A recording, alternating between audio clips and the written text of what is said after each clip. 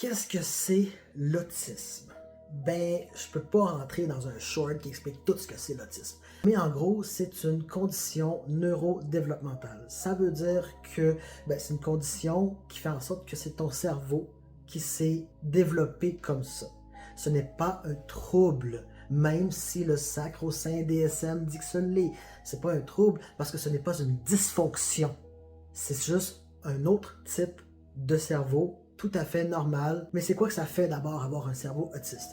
Ben, ça change les perceptions, l'interprétation, comment le cerveau filtre tout ce qui se passe, y compris ce qui est sensoriel. Donc, par exemple, une personne neurotypique, donc une personne qui n'a pas de neuroatypie, va regarder quelque chose, par exemple, puis va interpréter d'une façon X. Puis la personne autiste va regarder la même chose, puis ça se peut qu'elle l'interprète de façon Y ou même X plus 2.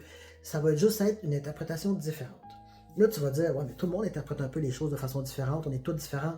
Oui, mais les personnes autistes vont souvent interpréter les choses de la même direction. Par exemple, une personne autiste, habituellement, c'est toujours des généralités, hein, c'est pas tout le monde, c'est un spectre, vont être très littérales. Ce qui veut dire que ce que tu leur dis, eux autres, ils vont le prendre pour du cash. Alors qu'une personne qui n'est pas autiste va savoir que faut lire entre les lignes, il faut interpréter, non. Mais le cerveau d'une personne autiste a comme pas ce programme-là d'interpréter. Il prend tout pour du cash, par exemple. Puis ça, c'est pas quelque chose qui se change. C'est quelque chose qui est vraiment... C'est comme ça que le cerveau s'est développé.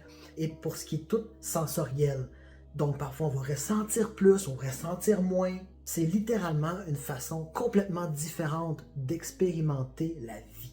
Une vie qui est beaucoup plus, j'ai envie de dire, dans ta bulle, dans ton petit univers différent, mais on est bien là-dedans.